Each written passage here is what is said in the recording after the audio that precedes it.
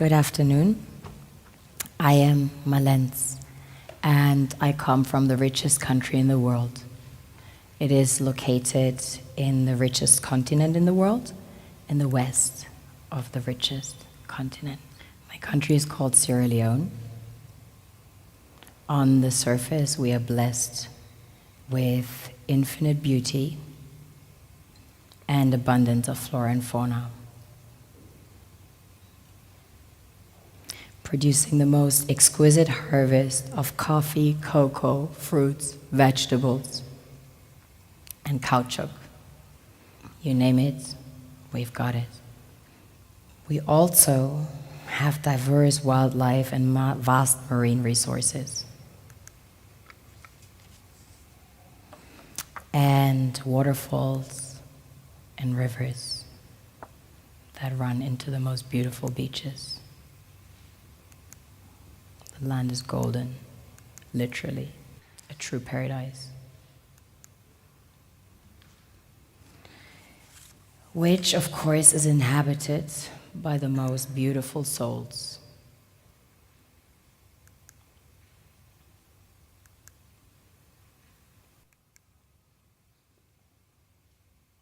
We have a very strong cultural heritage. In fact, Sierra Leone had the first sub-Saharan university. Prior to that, there was one in the kingdom of Timbuktu, which was the first university in the world, succeeding the great Gnostic schools of Egypt and Osiris. On a deeper level, we are blessed with the real treasures the kings and queens of this world desire.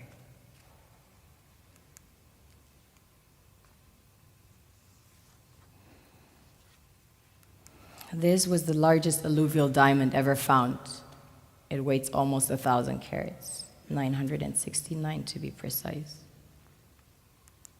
This beauty was found by an old lady in her backyard about 2 years ago, 125 carats. Some people mine gold in their backyards. That's quite common. Besides gold and diamonds, we have about 20 precious minerals that have been discovered as of today. We recently started extracting huge petroleum reserves that have been discovered. We have platinum, ilmenite to make titanium, rutile to coat jets, iron ore, the largest iron ore deposits in Africa, the third largest in the world. Tantalite, also known as coltan, used in your mobile phones and computers. Bauxite for aluminum production. Zinc, chrome ore, copper, coal, phosphates, potassium, salt, lead, granite, asbestos, nickel, zircon. Furthermore, we have exquisite timber, like mahogany, antique. And we have the most beautiful stamps in the world. Of course, the West needs Africa's resources most desperately to power airplanes, cell phones, computers, and engines. And the gold and diamonds, of course, a status symbol to determine their powers by their core and to give value to their currencies.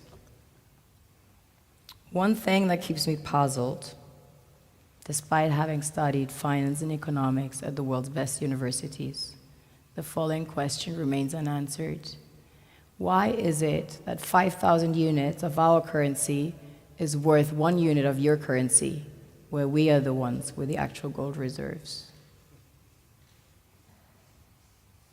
It's quite evident that the aid is in fact not coming from the West to Africa, but from Africa to the Western world. The Western world depends on Africa in every possible way, since alternative resources are scarce out here. So how does the West ensure that the free aid keeps coming? By systematically destabilizing the wealthiest African nations and their systems, and all that backed by huge PR campaigns, leaving the entire world under the impression that Africa is poor and dying and merely surviving on the mercy of the West.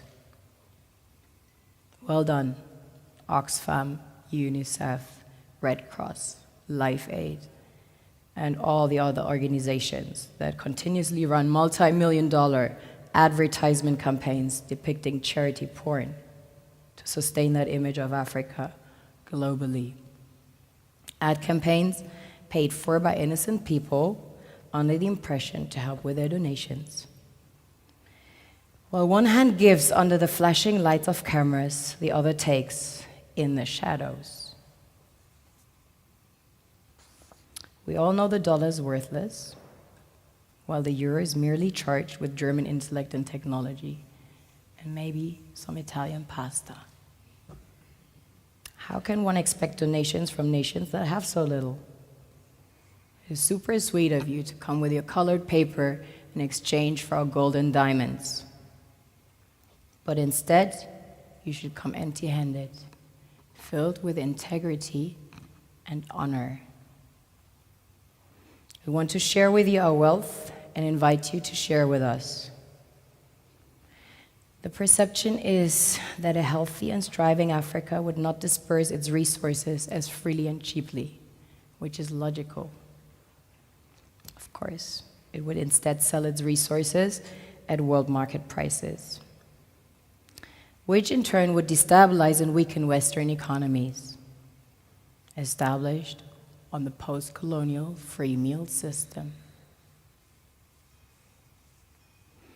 Last year, the IMF reports that 6 out of 10 of the world's fastest growing economies are in Africa, measured by their GDP growth. The French Treasury, for example, is receiving about $500 billion year in, year out, in foreign exchange reserves from African countries based on colonial debt they forced them to pay. Former French President Jacques Chirac stated in an interview recently that we have to be honest and acknowledge that a big part of the money in our banks comes precisely from the exploitation of the African continent. In 2008, he stated that without Africa, France will slide down in the rank of a third world power. This is what happens in the human world, the world we have created. Have you ever wondered how things work in nature? One would assume that in evolution the fittest survives. However, in nature, any species that is overhunting, overexploiting the resources they depend on as nourishment, natural selection would sooner or later take the predator out, because it offsets the balance.